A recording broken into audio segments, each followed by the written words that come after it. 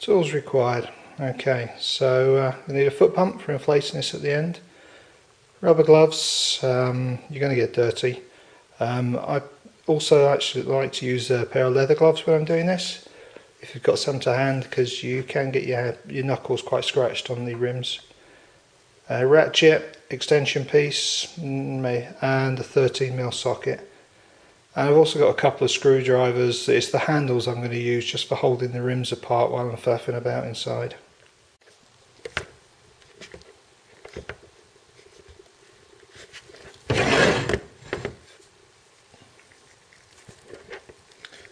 Okay, first things first is to get the wheel nuts off.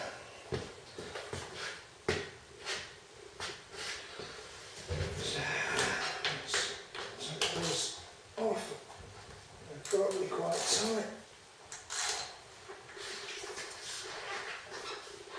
Yeah, it always tends to get quite tight these for some unknown reason, and it doesn't help you. You've got nothing to really leverage against.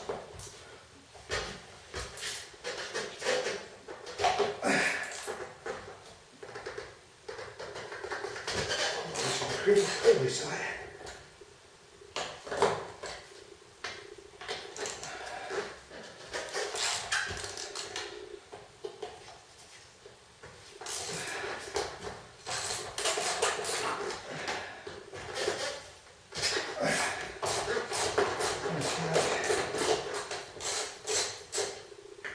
To get all of those off. Don't lose the washers, and make sure you know which way round the washers are going. Because again, you should have two sets of washers.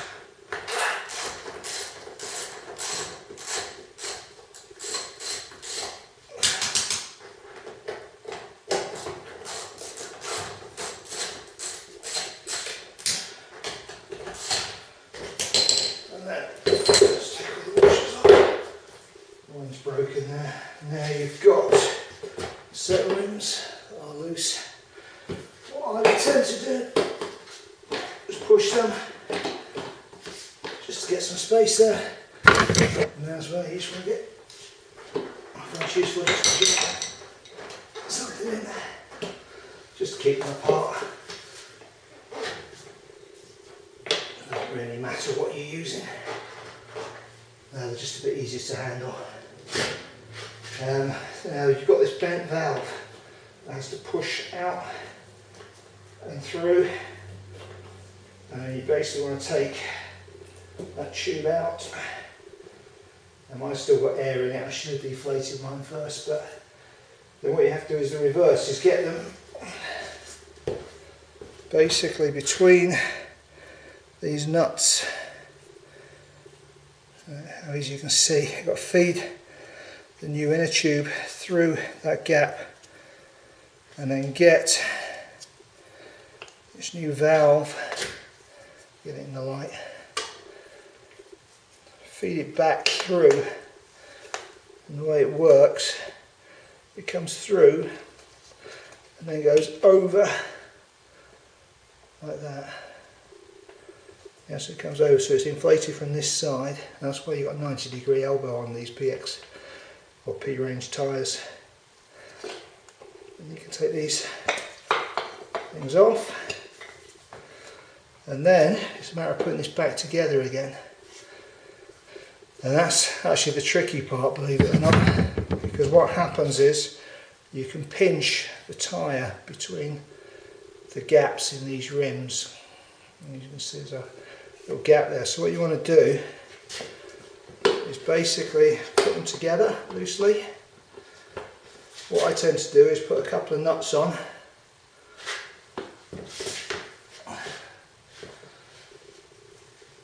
where you can. You'll find they won't go together that easily, so just even this one is.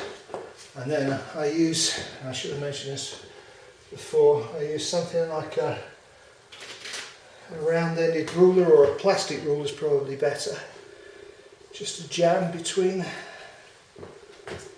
there, and just to push the inner tube back, so that when you tighten it, doesn't jam. So you want to put some nuts on, tighten it a couple of turns, feed that all the way around, tighten it a bit more, feed it around. And what you find is actually easier once you've got the first turn in there, just to put a little bit of air in just to inflate it, and then it stops the new inner tube being square, it makes it round, and then it will fill the rest of the tyre. And then it's really just putting those wheel nuts back on. Simple as it's pretty simple, it's just a bit of a faff. I won't bore you while I put all the wheel nuts back on this one. And then obviously when you're done, you want to inflate that to 28 psi and put it back on the bike. 32 if you think you're going to be carrying a passenger. If you ended up using it on your front wheel, you have to deflate it a little bit because your front tyre pressure is only 18 or so. But you're better off having it inflated to the back tyre, which is 28. So in case you're going to use it on that one. So I've got all the wheel nuts on one turn now. I just basically want to feed that, make sure nothing trapped between there. This round-ended metal screwdriver is useful for me. If not, a plastic ruler will do. And so it's just going around a bit at a time. You'll soon see if it's coming together or not okay. And mine is, luckily. Like I say, because I've got a little bit of air in there already. It just pushes it against the back of the tyre and against the rim.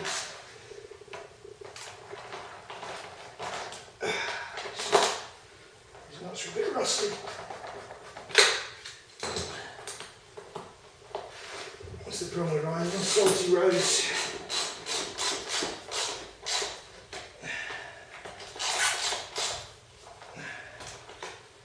So,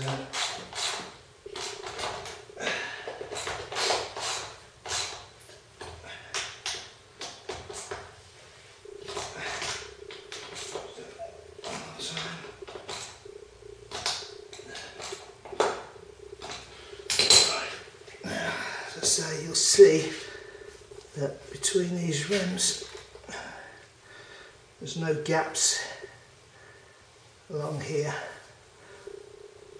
and that's what you're looking for, is any gaps between the rims that show that there could be a bit of the tyre trapped, the inner tube trapped. So that's good. Now I'll just pump that up to 28.